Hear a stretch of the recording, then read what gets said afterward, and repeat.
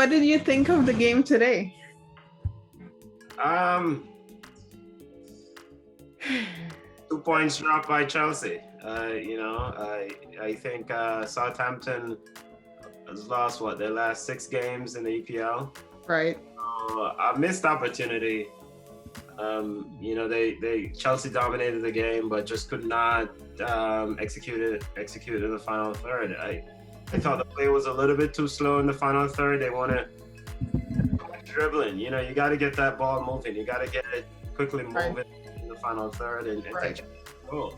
I thought Mason Mount was very good. I mean, I think he was probably the outstanding player, the man of the match for me. So let's go by halves, right? Let's go by halves. So the first half, let's talk about what we saw, what we liked, maybe player by player, or at least not line by line, right? So in the first half, what did you think of our defense? They were fine. They weren't troubled. They weren't tested. I mean, Southampton wasn't coming out, so they had little to do. In the first half, the midfield, I thought Kovacic was trying to push the play, push the attack, get it going. Alonso was getting up the field. Mm-hmm. I thought they missed an opportunity to really go at Djenepo. He's a very good player going forward. And I actually think that Ralph erred in playing him that deep. I think he's a much better player closer to the opponent's attack and the opponent's box.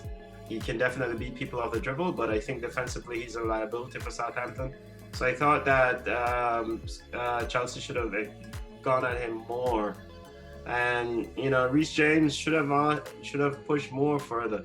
But first half, Well, I mean, they did get the goal in the first half, which was obviously against the runner play. Whose fault was it for the goal, would you say? Was it Zouma's? Was it a combination, like everybody just got caught out? Could Mendy have done better? I wouldn't blame Mendy per se on that. I think defensively, your center backs have to be able to address that. So Zouma get pulled to the left. There should be communication. If you're getting pulled, then you said, okay, you got the man behind you, or you got the man who's coming into that space. So Zouma and Azpilicueta, that's their responsibility, should be able to talk for that and not leave such an open space. Right. And then Redmond should not be able to pass that ball so uncontested through to Minamino. So it's a collective effort. The midfield, somebody should have been putting some sort of press on Redmond and preventing that easy pass. Okay. And, Azpilicueta and Zouma, you have to talk there. You cannot have such wide space between each other. Do you think, would you say, because I was feeling this way, I feel like it's been years now and we still seem to be having the same problem in the final third. I feel like it was since back in Sarri's days. It was always like, oh, we pass, but we can't finish. Then Lampard came in, we saw some of the same problems again in times where we weren't necessarily doing well. It was the same thing. Like, we may look good in the rest of the field, but then like you get to the final third and nobody wants to take a shot for some reason. Like I feel like this game and the last game, I'm watching players pretty much potentially have a relatively open shot at goal and they choose to pass instead. And then now with Tuchel, it's the same thing. So like, yeah, we look better, whatever. But again, we get to the final third and it's a lot of passing. And obviously when you're passing, that's just more room for error. Like, do you think that Chelsea needs to go out and try to acquire somebody who's lethal, like a Diego Costa, like a Drogba? Like, really need to focus on that, on a finisher? A finisher would be useful. Definitely in any team, they make things better. I don't necessarily know that Diego Costa will address that issue. The current iteration of Diego Costa, he's old. No. I'm not saying they should go for Diego Costa. What I'm saying is that they should go for somebody like Diego Costa. Like, they should prioritize, a lethal finisher, just because over the years this seems to be like a continuous problem. Like Oh, yeah. we can win games, but because a lot of times we don't win games because we don't have a lethal finisher. So you think of the Salahs, like, well, I mean Liverpool lost today, but you think about the front threes in the top teams right now, and they can score. I mean, I'm sure if we were Man City and we dominate, if Man City was playing Southampton and they dominated the first half as much as we did, they would have gotten maybe 2-3 goals.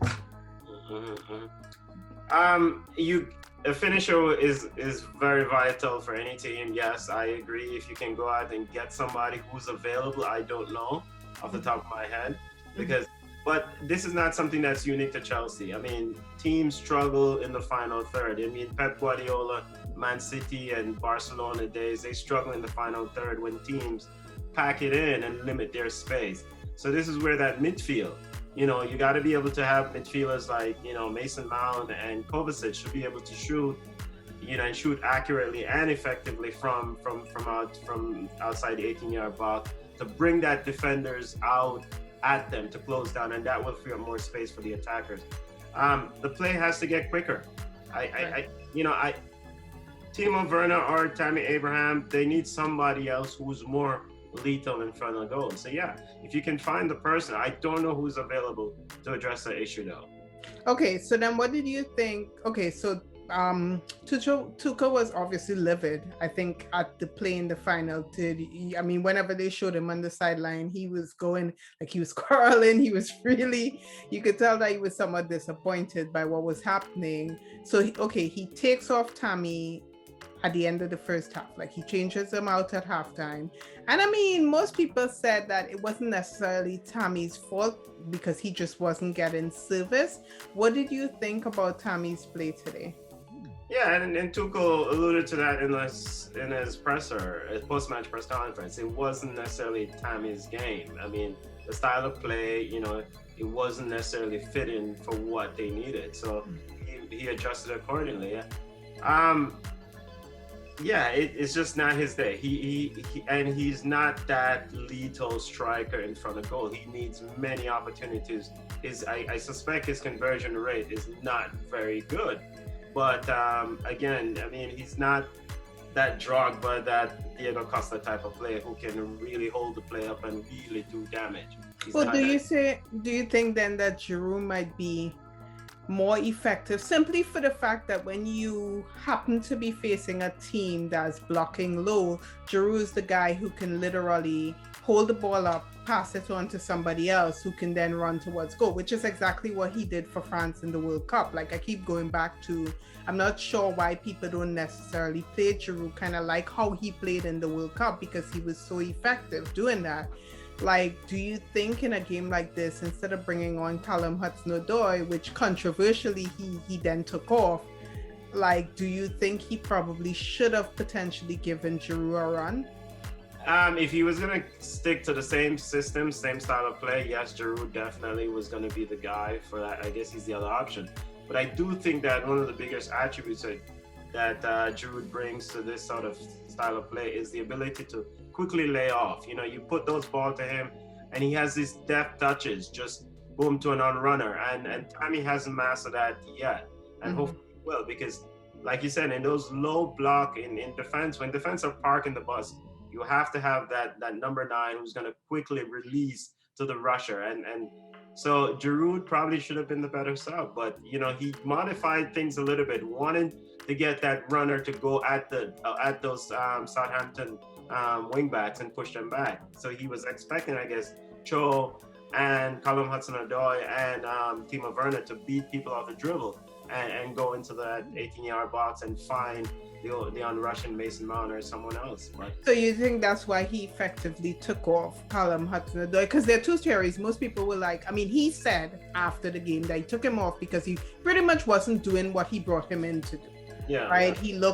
I guess he looked like he wasn't really into this game or whatever. I think that's what Tuchel, sorry, let me raise my camera. Anyway, yeah, he was just saying to a certain extent that Callum Hudson-Odoi wasn't doing what he brought him in to do. He didn't look like he was really into this game, so that's why he took him off. Now, rumor has it that he might have also taken him off because Callum asked Werner to switch.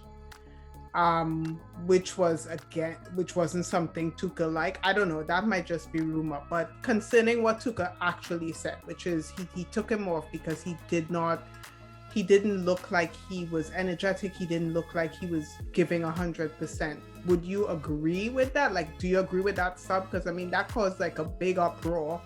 You know, the Callamites were like really upset. It's a tough decision. He's the manager, and he has to make those tough decisions. I personally wouldn't make that choice if I had to sit in that chair, but so the concern that I've heard around this sub is that he could potentially lose the player or damage the player mentally. I think if he goes for it and have a conversation with Callum and let him know the reason, and just don't let him to just drift away, you know, engage with him, you know, let him know why he brought him off. Because you worry about how that impacts the other players, and you worry about how that impacts the player yourself. But bottom line is that, for me, as long as he's consistent with with these decisions, I'm fine with that. If Callum is not doing the job that he expects him to do, and if Timo Werner is not doing the job that he expects him to do, then I'm expecting the same sort of reaction. Hook them and then take them off.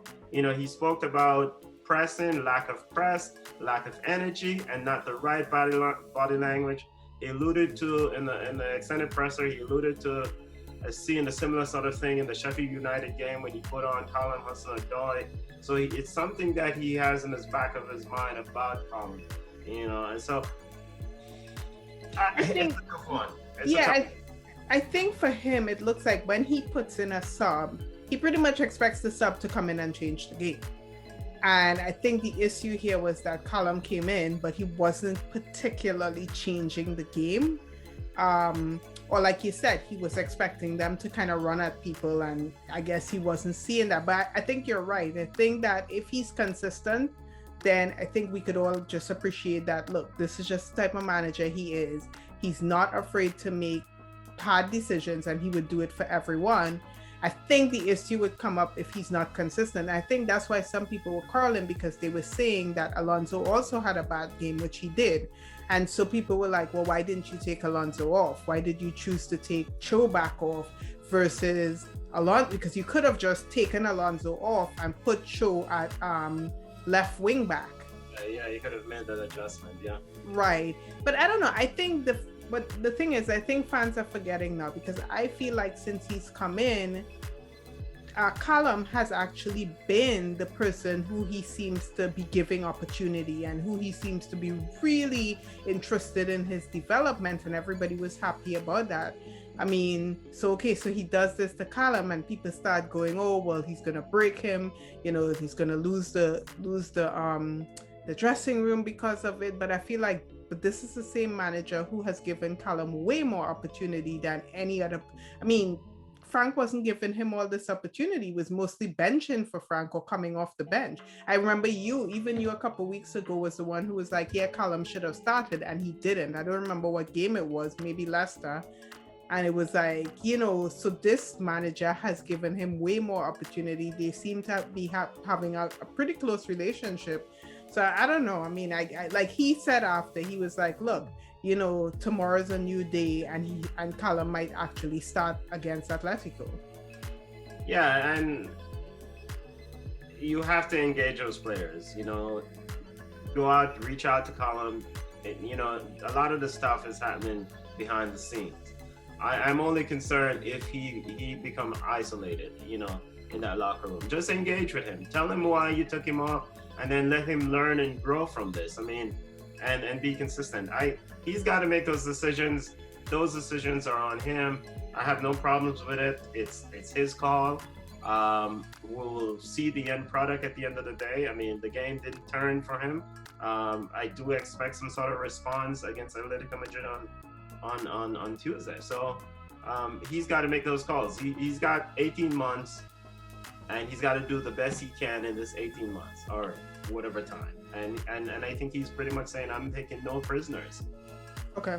And then what do you what can we do? But I mean, so obviously we can't go out right now and try to find a lethal attacker to bring into our team. What can Tuchel do right now to get better finishing? Because obviously we're playing good football, we're playing more organized football. I mean, to me, it's better football than Lampard probably played this season, maybe. You could question that. I think we played well under Lampard last season. I don't know I feel like this football Tuchel is playing is better than what we saw from the players during Lampard's reign this season. But what can he do to ensure that there's better finishing? What can he do to ensure that there are goals? Because obviously if you're playing good football and there are no goals, this is when teams can come and end up leading like some Southampton did, or even we could outplay a team and then they come and end up winning the game. So what can he do? So he's very aggressive about getting that. This answer is probably way over my pay grade. But he's very aggressive about tempo, and I think tempo is going to be huge to help to address this issue, because if you play up tempo, you play quickly, then that defense will not set as easily. You get the defenders running back to their goals, and then also take the shots. Take the shot. Right. If you have someone who's in a better position, find that person and then take the shot. But I think tempo is going to be a huge thing. Speed up the style of play and shoot. I mean, get more shots from outside the box. Whether it's accurate shots, whether it's via Mason, whether it's via Kovacic, let's get some shots and goal. Get those defenders who are sitting, or the center backs or those deep line and midfielders who are sitting in the laps of those center backs, to come out more and free up that space, so you guys can free up more space for your attackers. So it's not trivial. It's something that's going to be worked on in practice, but it's not something that's unique to this Chelsea or any Chelsea team. It's happened to all these attacking teams, because teams will park the bus and limit their space, and that's going to be the hallmark of a good manager, how they address this issue. So can people be trained to strike better? Because you think about Kovacic, and he plays some good football, right? Like I think Kova is probably one of the best dribblers in our team. I mean, man can run through the whole field dribbling people along the way, but he gets to the final third and then he messes it up, or he tries to pass it to someone else when he could have taken the shot, and it's all because he's not confident in his finishing. So can managers train that? Like, can managers train these guys? Can Tuchel and his team train these guys to be better finishers? Well, at this stage, you just got to encourage him to do it. If he has a culture where don't worry about the errors, don't worry about the issue or making a mistake. Take on the shot. You see it, take it. Be confident in that decision and take it. And then have him practice those shots in training. Taking those shots from outside the 18, not just him. I think Mason Mount also can be a very good asset in that situation. But in an ideal situation, you want your midfielders to be able to take good shots, to force those defenders to come out and respect them. If the defenders know that they're gonna just dribble and find up, they have no incentive to just try to block a shot there, because they know, let's cut off the pass. So I think they can encourage that. Don't worry about the arrows. Just keep taking shots and do it accurate. Yeah. And I think that goes for everybody, because I watched Kante in the last game. I think he came on and I literally was sitting there saying, you could have taken that shot. You had a free shot on goal and you chose to pass. And I think Sarri was the only one, when he started playing him out of position, he was the only one who probably encouraged Kante to go ahead and take shots. But since then, since Kante has kind of gone back in his position a little bit, or even since under Lampard when he was still playing out of position, but he went back to kind of not taking the shot and passing the ball to someone else. And a lot of times that extra pass is allowing the defenders to get back in position, to get back organized, and then nothing. So yeah, I don't know. I see that point. How many people should be, how many people do you think should be trying to take the shot? Should everybody, like, once you have a potential shot, just take it. I mean, this is football. It's all about scoring goals. If you see an opportunity, take it. And it's a good opportunity. Make the right decision. I think ultimately, as a manager, he wants to trust his players to be confident in their decision making. We see at Man City where, Pep is kind of a micromanager, but at the same time, you look at Kevin De Bruyne and Bernardo Silva, they are not shy from taking those shots when they're outside the 18. So you want to be able to show the defense like something different, and so for me with Chelsea, Kovacic, he's getting into that era, take the shot. And he does have the power. He does have a shot on him. When I watched him play at Real Madrid years ago, he used to shoot.